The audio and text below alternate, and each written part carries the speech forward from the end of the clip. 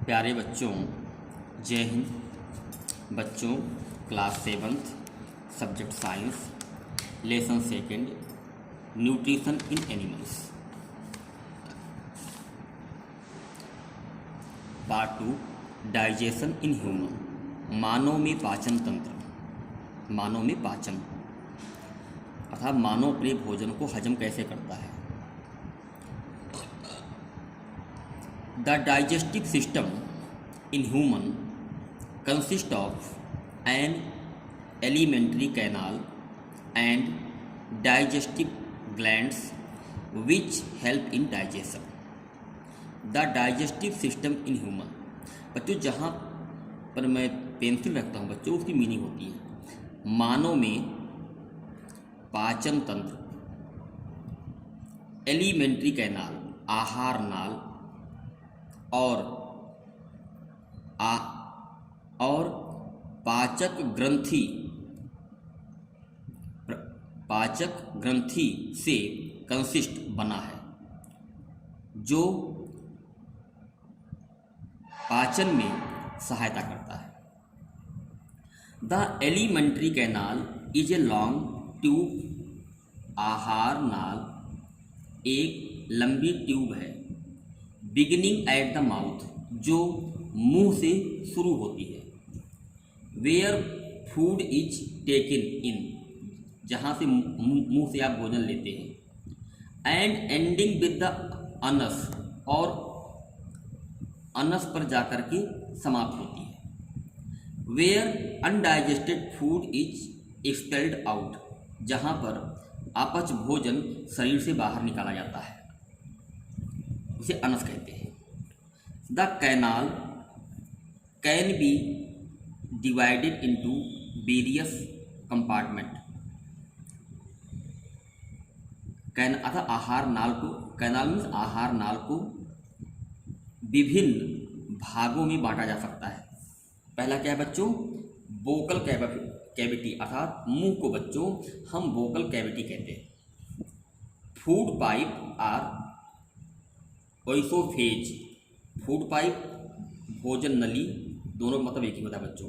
अर्थात हमारे मुंह से लेकर के हमारे पेट तक जो भोजन सफ़र करता है बच्चों, उसे हम फूड पाइप कहते हैं। फिर वो स्टमच में आता है, पेट में आता है।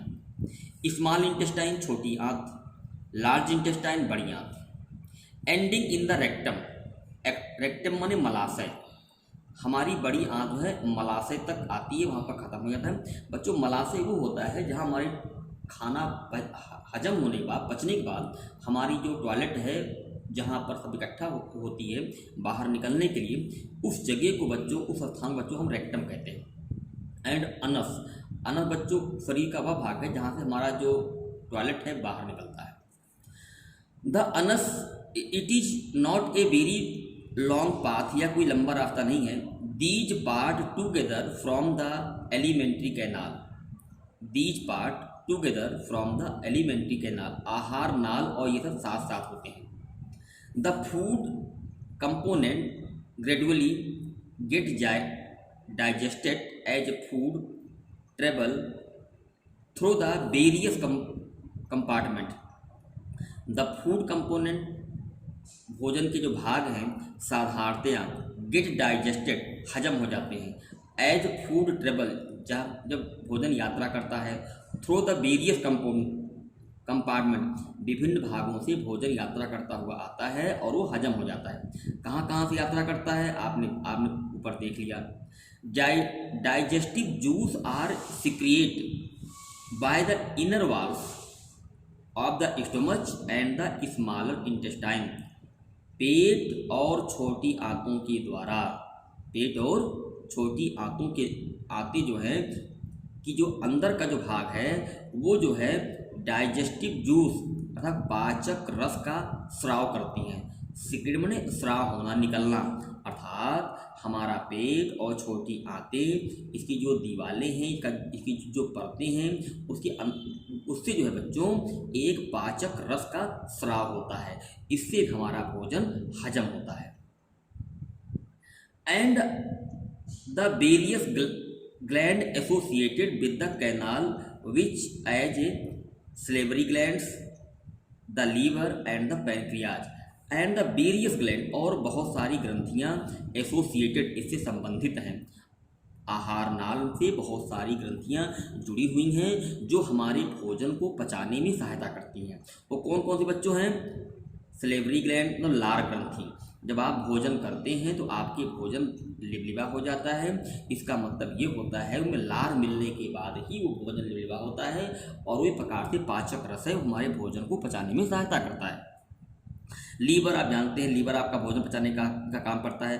द पैंक्रियाज, मतलब पैंक्रियाज में बोलते हो अग्नाशय, अग्नाशय भी जो है भोजन को पचाने में महत्वपूर्ण भूमिका अदा करता है, और ये शरीर में गर्मी उत्पन्न करने का काम करता है।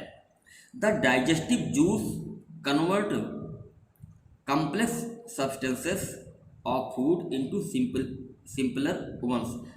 पाचक रस कॉम्प्लेक्स सब्सटेंसेस, जटिल तत्वों को सिंपल तत्वों में बदलने का काम करता है। कौन करता है? डाइजेस्टिव जूस, पाचक जूस जो है हमारे जो जटिल तत्व हैं, हमारे जो जटिल भोजन है उनको तोड़ करके, खंड करके, पीस करके उन्हें जो है सिंपलर उन्हें जो है आसान बना देता है, ताकि उनको पाचक रस आसानी से पचा सके, हजम कर सके। द डाइजेस्टिव ट्रैक, जो पाचक रास्ता है, एंड द एसोसिएटेड ग्लैंड, और सहायक ग्रंथियां साथ साथ मिल करके डाइजेस्टिव सिस्टम, एक पाचन तंत्र बनाती हैं। ठीक, अब आप देखें अच्छी तरीके से इस चित्र को। मुंह को हम बोलते हैं वोकल गुहा, ठीक। सलेवरी ग्लैंड, यहाँ से हमारी लार निकलती है, ठीक। ये हमारी फूड पाइप है। क्या है? ये फूड पाइप है।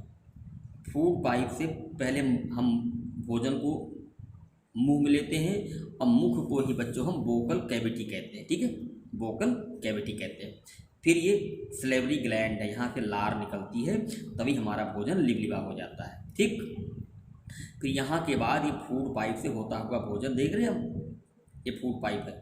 फूड पाइप होता हुआ भोजन हमारा स्टोमच में आता है, पेट में आता है, ठीक। फिर पेट में बहुत सारे जो है डाइजेस्टिव जूस, पाचक रस निकलते हैं, ठीक। फिर ये लीवर में खाना आता है, देख रहे हैं आप, लीवर आ गया ये, फिर खाना हमारे लीवर में आता है।